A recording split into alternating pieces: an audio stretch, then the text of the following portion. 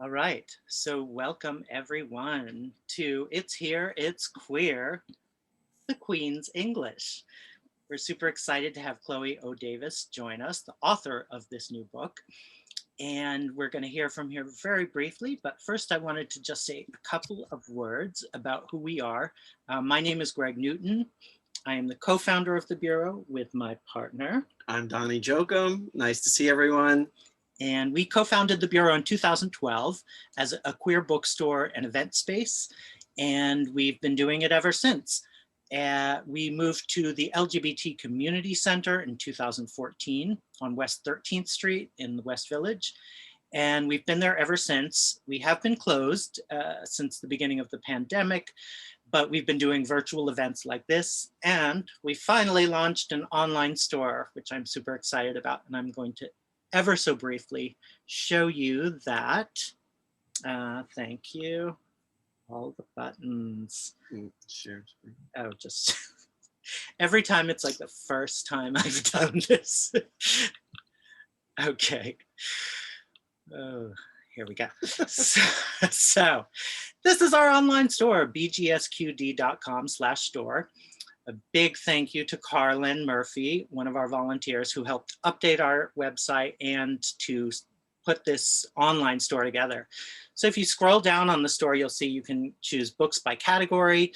You'll also see some sections like Reclaim Pride Coalition recommends and Publishing Triangle Awards, Lambda Literary Awards. So those are a couple of sections you can also check out. The Reclaim Pride Coalition recommends. We're working with Reclaim Pride Coalition on 5 upcoming panels leading up to the Queer Liberation March on Pride Sunday, June 27th. And Reclaim Pride, for those of you who don't know, is a coalition that was formed in 2019 for the 50th anniversary of Stonewall, to have a grassroots pride celebration and march, taking us back to the roots of pride, which was really great. And they've kept it going. So we're thrilled to keep working with them and to be doing some events coming up. So stay tuned for those. And if you keep scrolling, you'll see featured products and boom, there it is, the Queen's English. It is 25% off till midnight tonight. I'm staying up. No. No, but seriously, we put all our books for upcoming events. We've been putting them on sale. So to encourage people to buy the books for upcoming events. So we hope you will take advantage of that and buy Chloe's book there. And it's a great way to support us.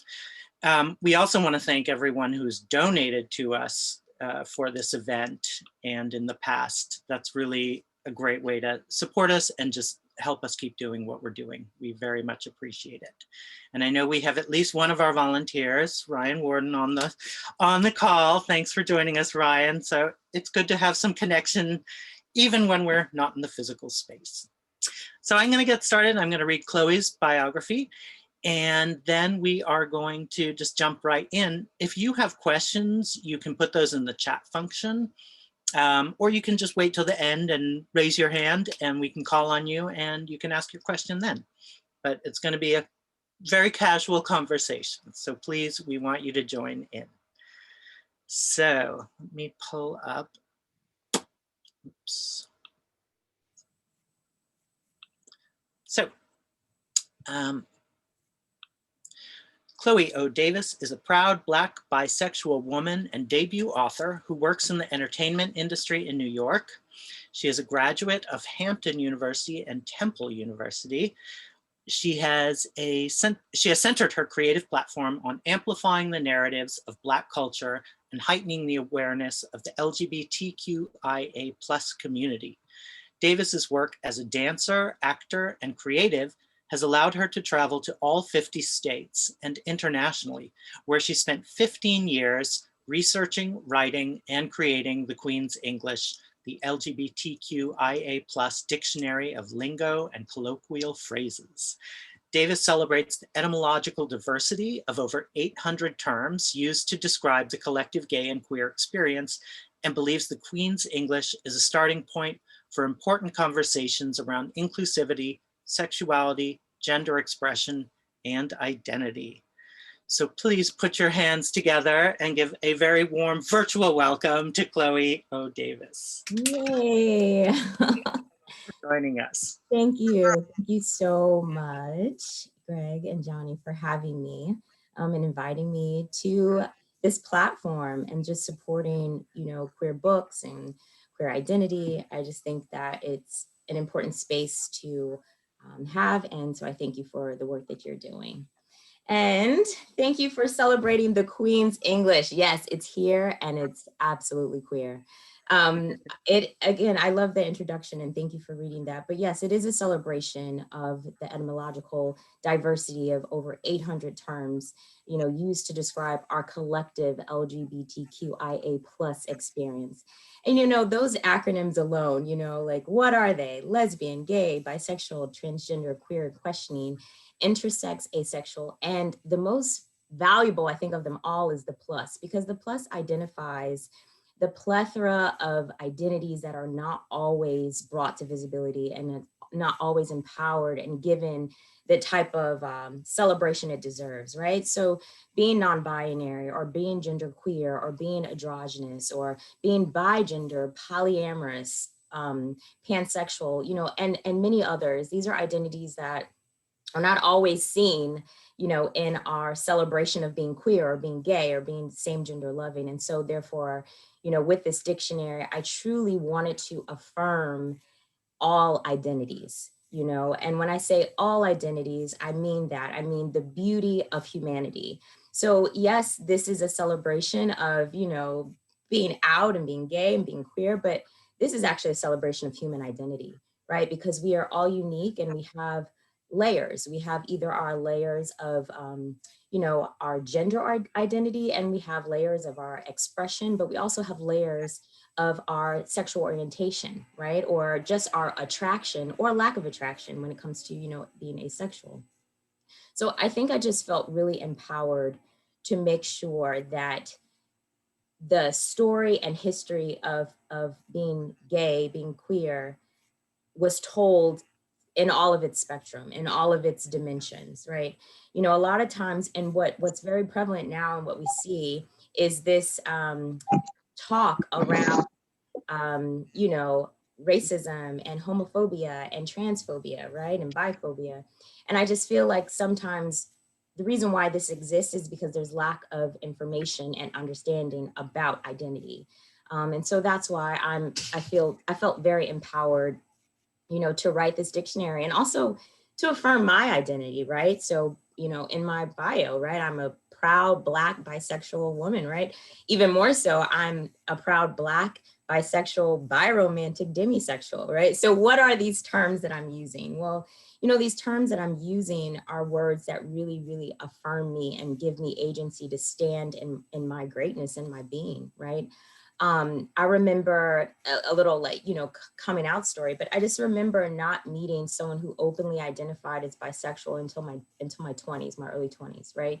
So for a long time, the things that were normative, right? Whether we're talking about heteronormativity or even homonormativity, was something that was either in heteronormativity, that was heterosexual and cisgender, but also and on this binary of being masculine and feminine, right? And then even in homonormativity, it was surrounded around just being gay and honestly being white and gay. It really didn't represent what it looked like being Black and what it looked like being a person of color or what it looked like, being trans, right? Or bisexual. So I felt really empowered to create a resource that truly articulated what is truly normal, and that is the spectrum of identity. So that is my celebration of the Queen's English. I'm very proud of it.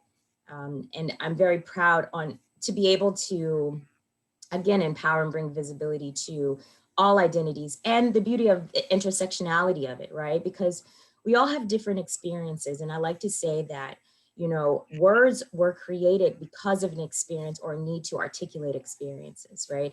And so each community within this larger queer and gay spectrum, created words that truly articulated that experience. So, being gay, but being gay and white versus being a Black gay man, those are two totally different experiences, and language is created to articulate that, right? being lesbian, or, you know, being AAPI and non-binary, two totally different experiences. And again, language is created to articulate that experience. So what I wanted to do with the Queen's English was definitely capture that. Those terms that are, you know, considered old or outdated, you know, such as, you know, fruit or friends of Dorothy, you know what I mean? But also in those that are, you know, more prevalent, and really dive into like identity now when we talk about, you know, the trans and gender nonconforming communities, or, you know, we talk about trans misogyny, you know, these words that are just really prevalent now. I think was really important to have this resource that documents all of this information, because it's truly a reference that, you know, celebrates identity, history, and pride. Absolutely. It's, yeah, it's very inclusive and so generous and feels very welcoming. Thank you. Right from the start.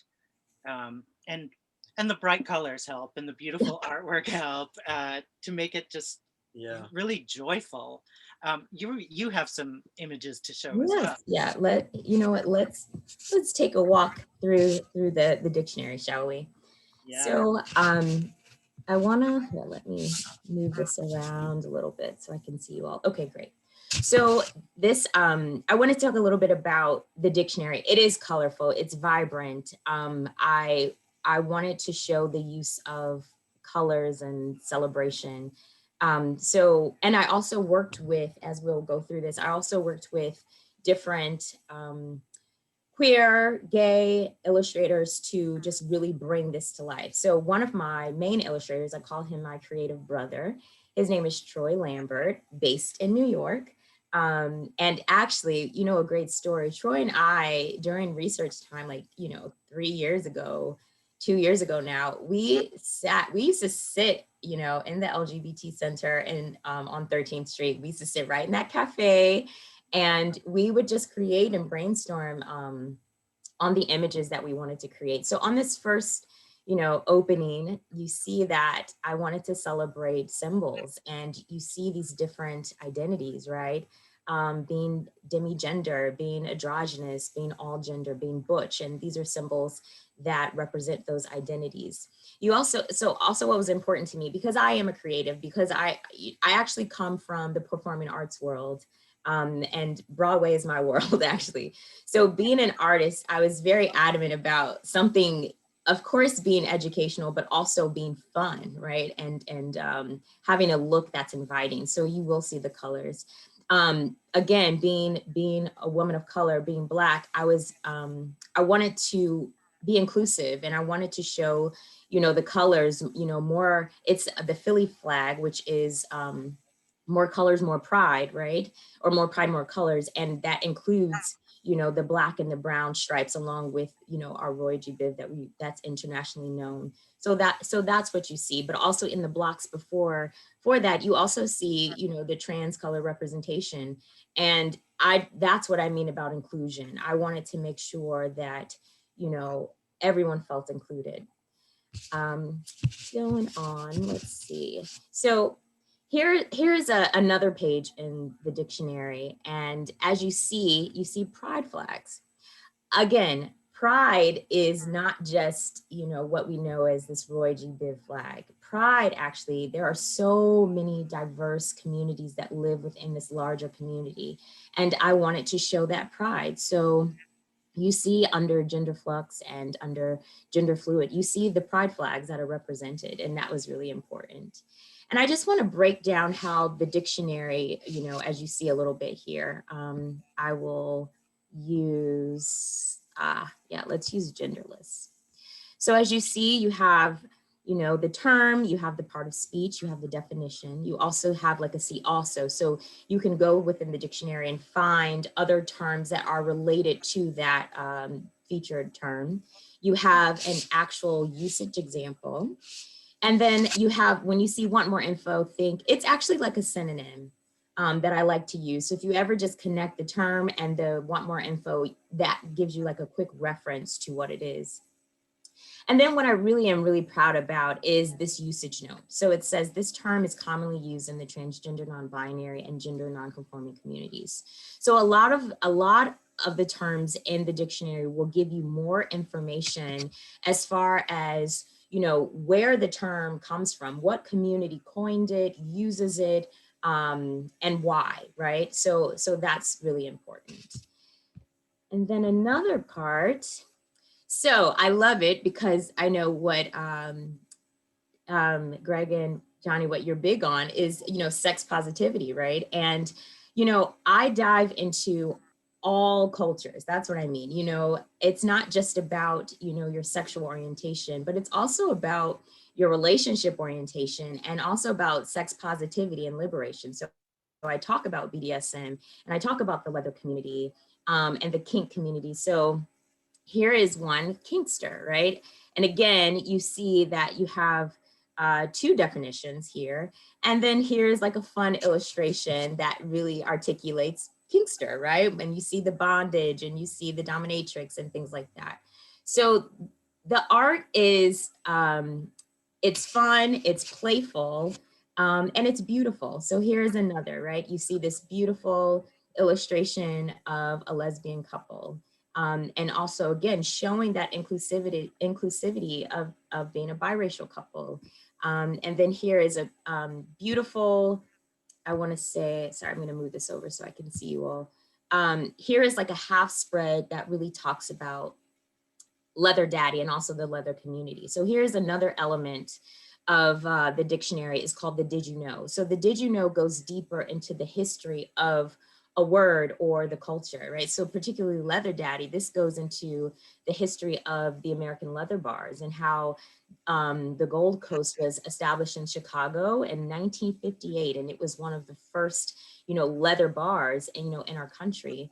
And it also talks about how San Francisco got put on the scene as being kind of the capital of the leather community in BDSM, because they were actually featured in Life magazine. And this was the first time in American history that, you know, homosexuality was actually on the cover of a magazine. So, you know, it dives in to really talk about, you know, queer history. Now, I love this. And so this one is a little bit more, so inside the dictionary, there are interstitial spreads, right? And these spreads are full pages that really tap into the who, what, where, when, why, and the people who just really moved, you know, our gay and queer culture forward. And I was so honored and humbled to learn more about my Black history, but also Black and gay queer history. So the Harlem Renaissance is represented here, and truly, we all know the Harlem Renaissance as being, you know, the mecca of prolific Black writers, artists, and musicians. But also, I love this quote that Harlem was just as gay as it was Black.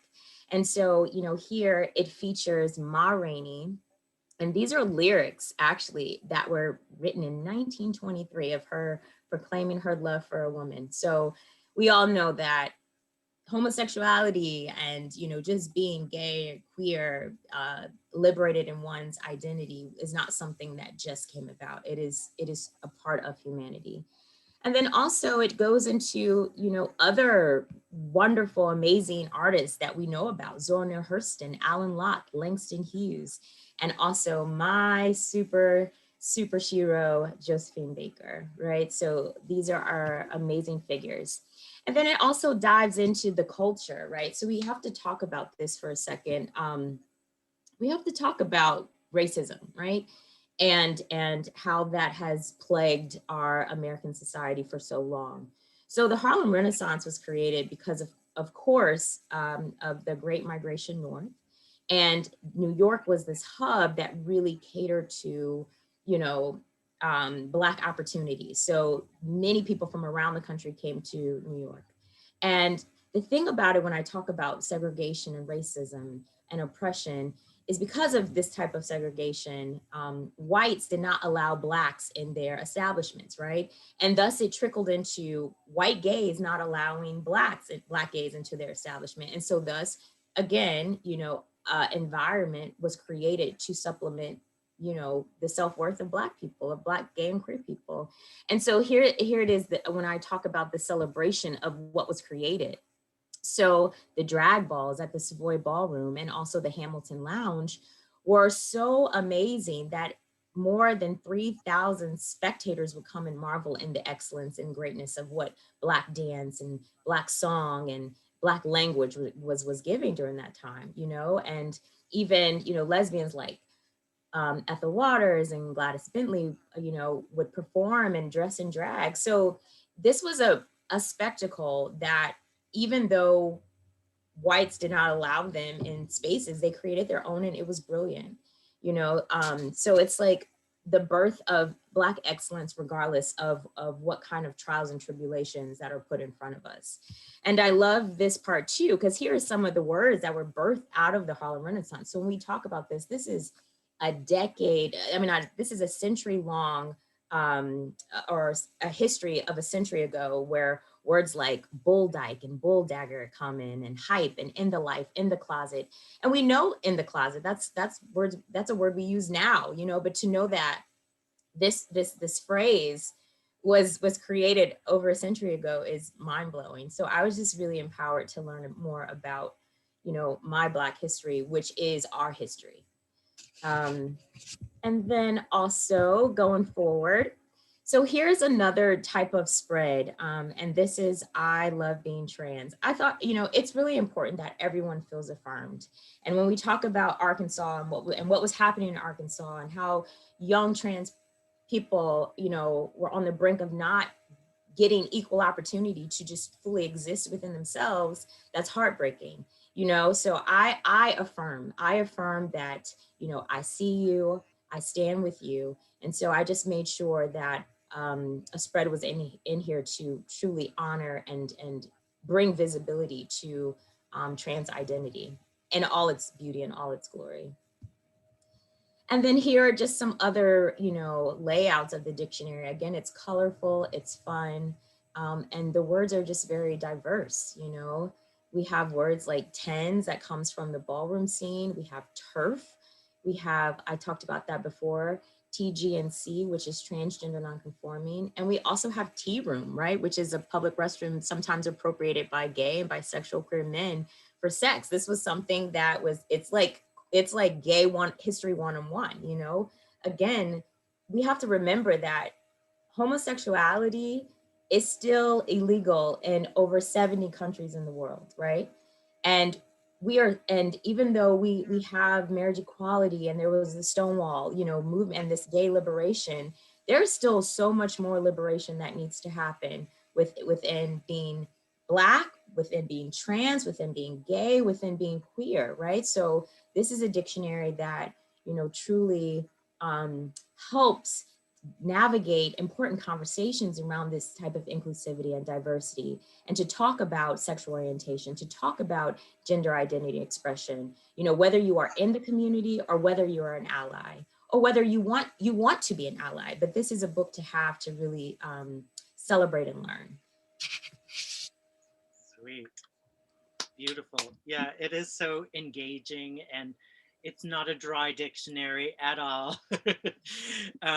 And I do love those sections where you elaborate more, and you provide a history. You know, I know there's some on AIDS, there's on the Harlem Renaissance. We already covered that, but I think then there are things like hanky codes. Yes. It's thorough. There's a lot of information packed in here. Thank you. Again, it was all about the visibility and just really affirming identities. And I think I just got so wrapped up in the beauty of life, and people, you know, sharing their stories with me, and like going down the rabbit hole of learning more and more history, you know, and to be able to, you know, articulate the strengths and the trauma and the challenges, I think is important. So like, yes, like you said, you know, the spreads, you know, that's another function that brings the dictionary to life. Because yes, I talk about the AIDS crisis, and, you know, what was happening during this time, and how, you know, the government was delayed its response, you know, to the crisis, right? And how, you know, during that time, gay men, you know, would be quarantined, try to be quarantined, you know, because of the disease, because of the lack of knowledge, you know. Also talk about violence, you know, the hate crimes and violence that we experience within the community, you know, whether, you know, it be when Pulse in Orlando, or we talk about Black trans women, you know, or we just talk about Black bodies in general. You know, I talk about this hate crime and violence, you know, but I also, you know, and I, of course, talk about Stonewall and, you know, how that was a movement and how it was led by Sylvia Rivera and Marsha P. Johnson. And if you ever want to know what that P means, it means pay it no mind, because she was always saying, when people would ask her about, you know, how she identified, she would just say, pay it no mind, right? But just to know those nuances, right? And to also talk about, you know, the queer family dynamic, right? And adoption and what it means, you know, to like actually grow your family when you are, you know, same-sex parents or queer parents, right? So we have a lot of work to do, but I just wanted to be able to create a resource that drives those types of conversations. And I love that it's open-ended. I mean, dictionaries, of course, define things, show where their boundaries are, but it very much is open. It's clearly open. And as you say in the book, language changes. It's changing all the time. That's right. But here's a guide for now. That's right. And I do hope that, of course, there will be more additions. I feel like this is something that just needs to continue. And I'm really proud that, again, you know, there have been glossaries made, right, of gay and queer terminology, of course. But again, I felt like this is a trailblazer because it celebrates over 800 terms. And I also am just very passionate about emphasizing its inclusivity, right? So, you know, we are talking about lesbian culture, we're talking about gay culture, we're talking about, you know, trans culture, non-binary culture, we're talking about the ballroom scene, the leather community, the kink community. You know, we're talking about these things that are not always talked about, right? A lot of times we focus in on what the majority issue is, whoever the majority is, and we don't necessarily give the visibility and attention to other issues. And so what I really work to do is give visibility to all issues, give visibility to coming out. You know, we live in New York, you know, and some people may live in large metropolitan areas where, you know, being who you are, you know, being non-heteronormative is okay. But we have to remember that some people don't live in those environments and need guidance. So need guidance and resources on how to come out or how to transition, right? Having some type of visibility or mentor to help you go through that, because not every place has a wonderful LGBT center like we do in New York, right? Or in LA or, you know, San Francisco. It's just not the case. So I wanted to make sure that I'm not assuming that people have these resources, you know, when it comes to pronouns and how to use them, you know, and how to validate people's chosen names and chosen families and pronouns, you know, let's talk about them. For those who, you know, are doing drag, or for those, you know, who just really need more gender affirming practices on how to bind and how to tuck, it's in the dictionary. And I know, you know, it's like, wow, but truthfully, where's the manual? I didn't have the manual to help me understand being bisexual, right? So it's like, I need to create it. So Yeah. that's what it is. I wish I would have had this when I was a gay teenager in the 80s in New Orleans. I mean, even it's a city, but it's like you still need the guidance. You still need the information because there's so much that can be intimidating or unusual, or you hear stories and you're not sure, and there's trepidation about exploring, and you know, like. And I just thought it's funny. I'm sure many people have had the experience of, as a child, feeling you're different, feeling something, something about you sets you apart. That often we go to the dictionary and look up things. What is homosexual? You know, we grew up pre-internet, so it was the dictionary. What is that thing that people keep calling me? What does it actually mean? And of course, you're reading the definition by, by mainstream society. It's not exactly as warm and welcoming as this is. Yeah, and I love that you said that, because I think that's another issue I want to say when we talk about labels and identity, is that it's a personal journey. And, however one identifies themselves as, that's it, right? And, just helping someone really explore that evolution of identity, but also helping people understand, like, you have to respect that. So it's like, if I have given myself, first of all, I've given myself the term, the label bisexual or biromantic or demisexual, right? So that welcomes everyone else to give me that label as well, right? But if I have not given myself that label, then it's unfair for someone to apply that to me or apply some other label. And so that's what I'm saying, is we really have to listen to how people identify, and sometimes they don't want a label, and we have to respect that as well. So I guess this is a guide to have those conversations, to say that, not only do you respect how someone identifies, but you also respect how they interpret that identity. Because there's another thing, like, everyone's experience with their identity is very different. Just because someone is gay doesn't mean they experience gayness the same. And so therefore, however one experiences that, it is still valid. And that's something that, I really push to advocate for, is that acceptance, Great. I see we have a first question from Margarita. Okay. Do you think that your book helps clarify language that otherwise can typically be conceived in a stereotypical manner? For example, bisexual is a very argued word in terms of the plethora of definitions people have about it. Some folks are hesitant to use certain words to not be stereotyped, especially because some words can change over time, going from being a slur to be reclaimed.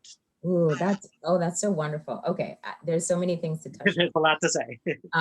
So yes, I think this dictionary is still a wonderful resource. And with that, with the different interpretations in the dictionary, if it was possible, I tried to make sure I articulated all of those interpretations. I feel like there are terms in the dictionary that actually have 3 definitions, because I wanted to give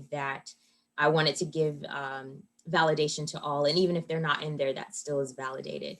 But when talking about bisexuality, which is really interesting, right? Because when we think of bi, right? When we think of that root of bi, that means 2, right? So ideally you would think, okay, bisexuality is being attracted to 2 genders, right? Yes, maybe.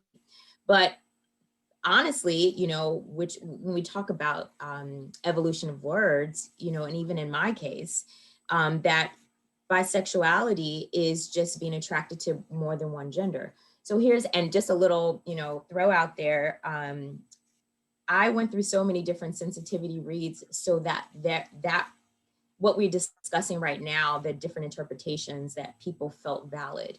And I tried my best to make sure that people felt valid. There may be times where their argument will be like, I don't interpret it that way, but I think I tried my best to make sure the definitions are in there and in a way that people feel valid and and it is authentic. But I will say bisexuality, actually, the way it's listed in this US version, it does change in the UK version. I know I have some people here in the UK from London that heard me speak on BBC Radio 4 word of mouth. But yes, actually, in my definition for the UK, I made sure to change it to bisexuality is attraction to more than one gender, instead of saying attraction to 2 genders. So something simple as that, because, and also, we are different. US and the UK, we are still different. And I just felt like, in my research and the time that I put the dictionary out, by the time it went to print for the US, attracted to 2 genders, and, can be attracted to the same gender or others, but not limited to that, felt like an affirming definition. It felt affirming to me. It felt affirming to many people. However, in exploration and more research and more sensitivity reads, it changed, right? So, and it's just something as small as words, right? Being attracted versus being attracted to two genders, or versus being attracted to more than one gender. It makes a world of difference, but I am okay with making sure that more people feel validated, right? Because that is the essence of language, and the essence of why, you know, this dictionary was created, is to celebrate language and to celebrate our identities. And the other thing, you know, you touched on was about, you know, words and how they can be stereotyped, or they can be actually slurs.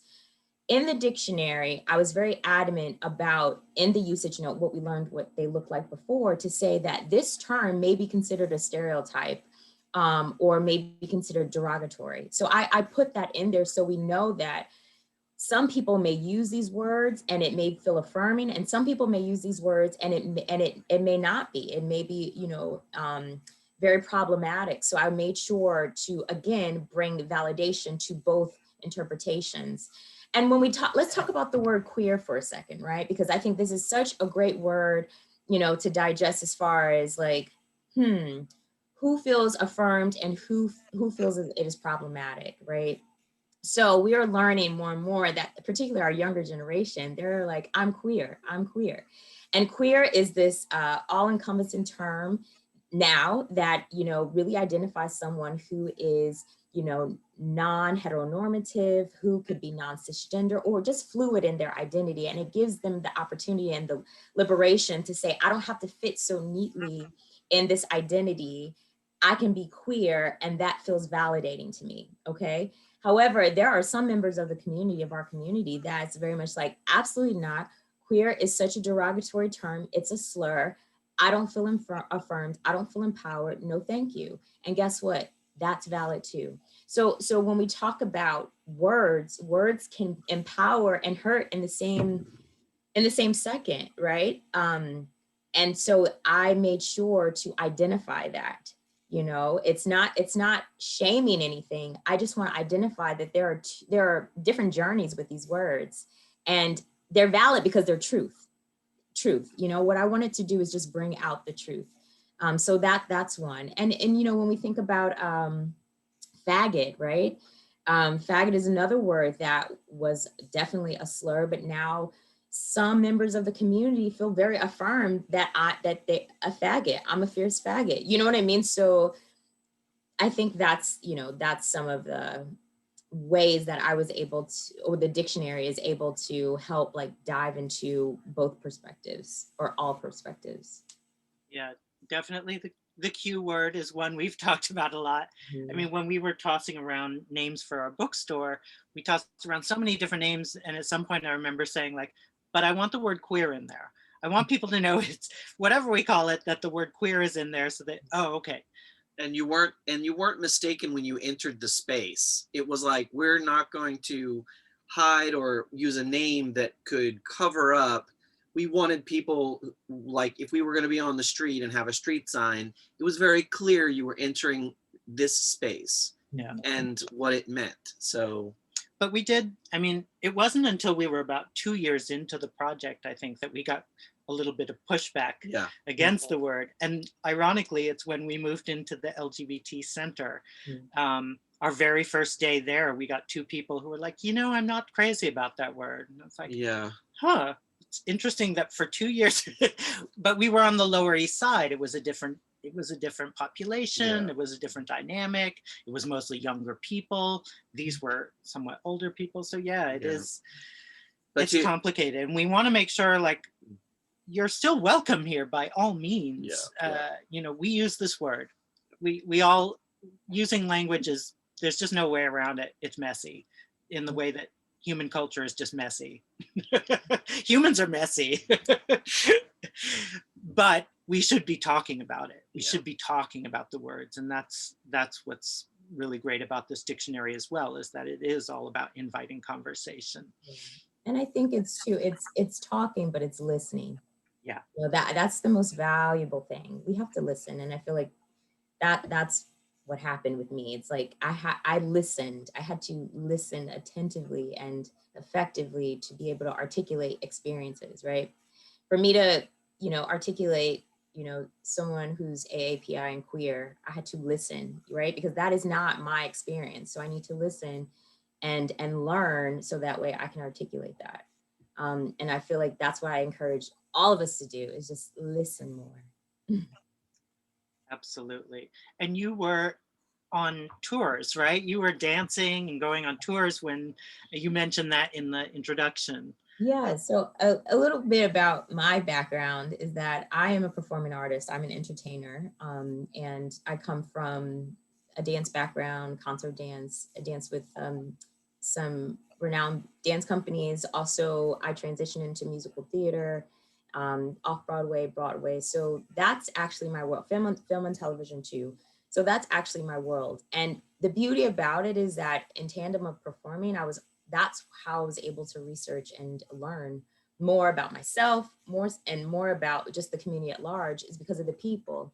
It's really amazing, the entertainment and the arts world. It's just, I don't know, we have more permission to be ourselves, to be liberated in ourselves. So, I met people of all walks of life and learned about so many different identities. And it got to a place where, friends would introduce me to their friends or their family members, and like, okay, you have to talk to them. And then it got to like total strangers at like pride events or at like LGBT centers where, maybe I'll just be working and then I'll just be in conversation and then I'll just ask like, how do you identify? And then it's always like, and then I loved it because it was just so like transparent and authentic conversation about identity and about pride, about, again, challenges. And I feel like that's what fueled me. But I was able to do that because I was an artist and I was touring. And so I was able to, go to LA and go to Colorado and, go down to Texas and go to Georgia. So I went all these places, and everywhere I went, I just found the neighborhood.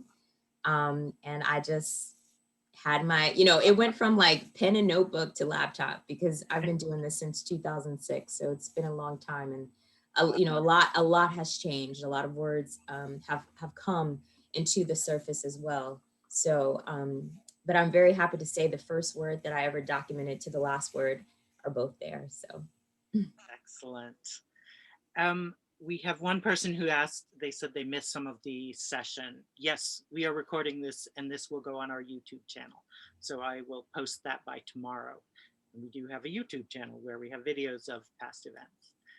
But I wanted to ask folks, because we're now at, somehow we got to 6:47. If folks have any questions, you can ask them directly or you can type them in the function. In chat. Now is the time. I've got a question. Hi, I'm calling from London. I think it was Louise Kay who heard you on the radio speaking to Michael Rosen. My first question is, will you be doing a tour of the UK? Will you be coming over? I hope so. I hope so. The dictionary is due in June of this year. So that's what we're organizing now. But I'm ready to come to US. I'm ready to come to the UK and celebrate. And can you come to some of the schools and higher education places? Because I would love to. I think, I don't know whether that's something that's happening in the US, because I just think it's such a beautiful resource. And so thank you so much. It's opening up the word compassion, self-compassion, with all the colors, and it's just one last observation. I'm wondering how could you have done this? Is this because of your trajectory, your identities, the way that you intersect, and is it because you identify as bisexual? Because I find that there's a sense of, in this country, in the UK, there's so much ambivalence around the term, and there's so much lack of listening, lack of compassion. And I just think, of course you did it. I laugh about it. I feel like it was my purpose, and I don't know if anyone's ever experienced when it's not that you have it, it has you. So I think this project and this dictionary and this purpose had me, and I just felt, I don't know, I just felt the pull to get it done. And it wasn't easy, you know, I mean, 15 years, that's a long time to like write a book, but of course it's a dictionary, but you know, that was a long time. And there were times where I didn't necessarily know what I was doing. I didn't know that I was a lexicographer. I didn't know that until someone actually brought that to my attention. And it was a lot of learning that was involved in this. And you know, I think the most beautiful thing is I stand more firm in my identity that I'm able to empower and affirm others, right? So yes, I think I get what you're saying, like, you know, being a minority, right? So like being Black and being bisexual and being a woman, and you know, maybe I had the ears and the compassion to hear all sides. So yes, I do think that that's why I was able to do it, because my ears were always open, and I look at others how I want to be treated, right? And I come from, you know, a place of marginalization and oppression and sexism, right? So, and racism. So it's like, I don't want anyone else to experience that. So therefore I'm coming with a different lens to hear all sides, even when it's uncomfortable, right? Because I want to learn, I want to grow. And I'm hoping that through this body of work, others will too. Yeah. Definitely. And just my last point, is there a digital version that is accessible for people with Yeah. other modes of listening? And there is the digital version that you can also get, the ebook that you can get. I do have to put a disclaimer out, is that, you know, it's brilliant, it has the illustrations, but there's something very beautiful about the physical book and the colors. I feel like the digital version, the ebook, doesn't necessarily have the colors in it that makes it so vibrant.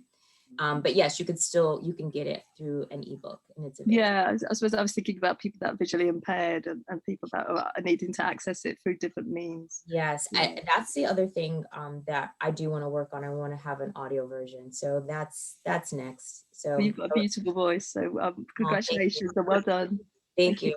Hopefully my publishers will allow that to happen.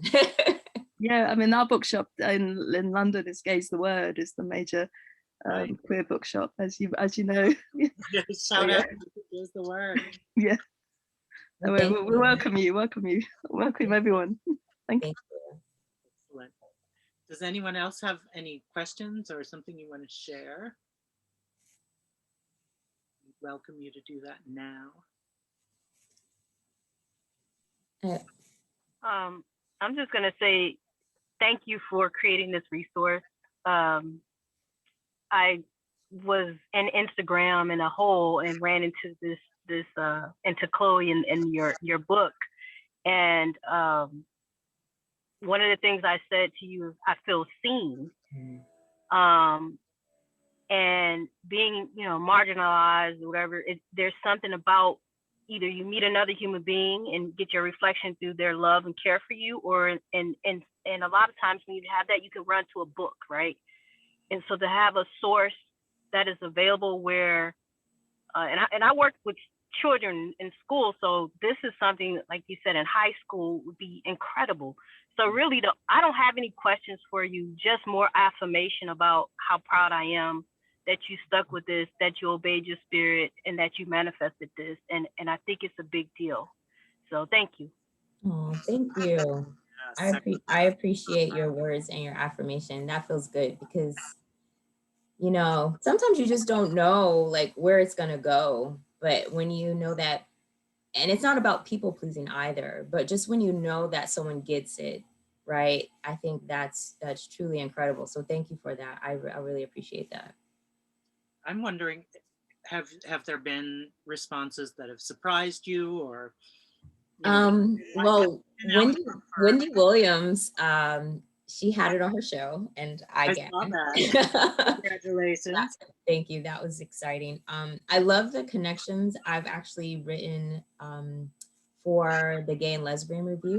They asked me to write an article for them, and so I've done that. So a lot of things have opened up, and I have talked with different university classes, and I hope to talk with more. So it's getting a buzz. You know, it's not where I want it to be. I feel like it's more, and I love that everyone else feels the same way, but it'll make it there. You know, I think it's maybe like how it started off. It's like it's infectious. It'll start to grow, and it'll, you know, I just want it to serve the people it needs to serve. I think that's most important. Yeah.